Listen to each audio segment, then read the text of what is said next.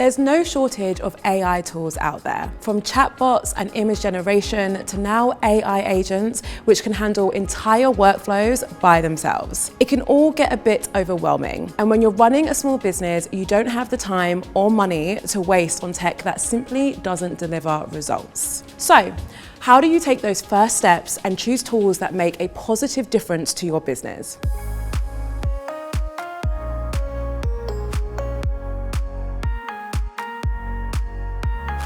This field is moving incredibly quickly. It is very difficult to keep up, and I'm saying that as the editor-in-chief of Wired. It is very difficult to keep up. It's hard to make sense of new developments.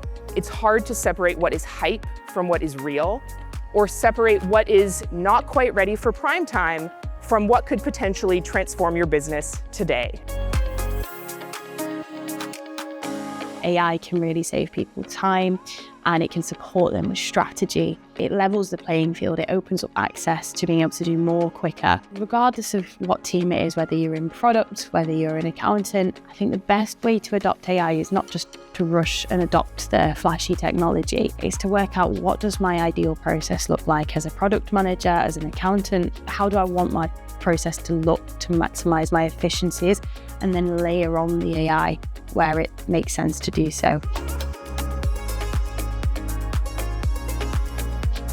Grind is becoming quite a complicated business, and it's our finance team's job to kind of sit in the middle and make sense of all of that. So they're using AI loads, and we're in the middle of a big project now to try and tie together all of the systems that power these different parts of the business. AI has really changed the way I work with my own accountant. Kind of my real eureka moment with AI was actually pulling together information for my accountant. And I realized that I couldn't get that information or the way that the accountant needed it. And it ended up just being like 50 or 60 individual PDFs. And suddenly I thought, hold on, I wonder what happens if I just drop these 50 or 60 PDFs into AI and ask it to do it for me. And, you know, bang, like that, in 2 minutes, I had perfectly formatted. I was like, okay, wow, this is amazing.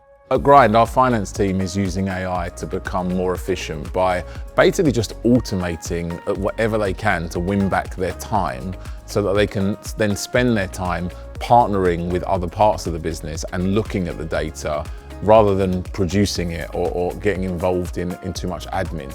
But for us, it's been really just like, how can we start using it in a small way? Like, how can we just be 5 or 10 or then 20% more efficient? And, you know, I would really encourage everyone just to get going. Like, just an application that lives on your computer is not as scary as people think it is. Just ask it questions, have a conversation with it and see where it takes you. I think when I discovered that it was so accessible very early on, when I realised that I could talk without any form of structure and just talk completely like a human and ramble away, and it will organise those thoughts for me, that was a really, really major moment for me because it meant natural use. And I think technology has never really had a natural use.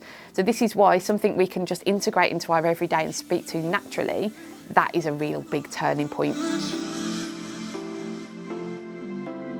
The automation and AI will help a lot more with the onboarding side of things. So sometimes that can be quite time consuming, getting the client's information, running all the relevant AML checks, getting their IDs in place. So things like that are really going to help. AI also helps with writing emails to clients. If you wanted to send out a bulk email, chasing records, things like that, I think it would help. Most important question every company should ask themselves when they are using AI is, what problem is this truly solving? We don't just want to throw AI at everything and create noise. We want to solve real problems with AI.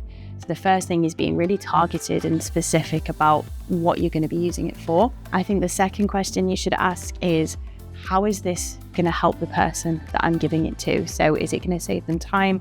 Is it going to make them better at what they do? If it's not, it's not needed. And I think the third thing is, how can we make sure that when we're building this AI or we're adopting this AI, the person who's going to be on the receiving end of it understands what the guardrails are.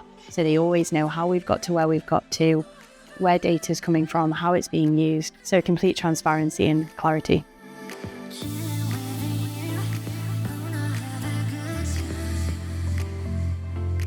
What we'll see, I think, is a growth in small business, because there will be fewer opportunities in the world of corporate. And despite the kind of negativity of everything I've just said, despite the negativity of that context, it's actually quite an exciting prospect, because as much as AI applies pressure on the sort of jobs market, it will enable the growth of small business. People will have, as a result of AI being there, a wonderful opportunity to do the thing they love.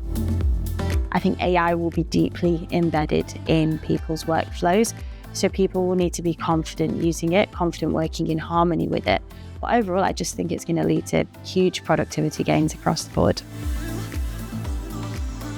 The way to get real value from AI is to start small. Focus on specific tasks where AI measurably saves time or adds clarity, and then build up to processes and workflows from there. In episode 4, we consider one of the biggest challenges of adopting AI for accounting. How and why should you shift to new ways of working when you already have established ones?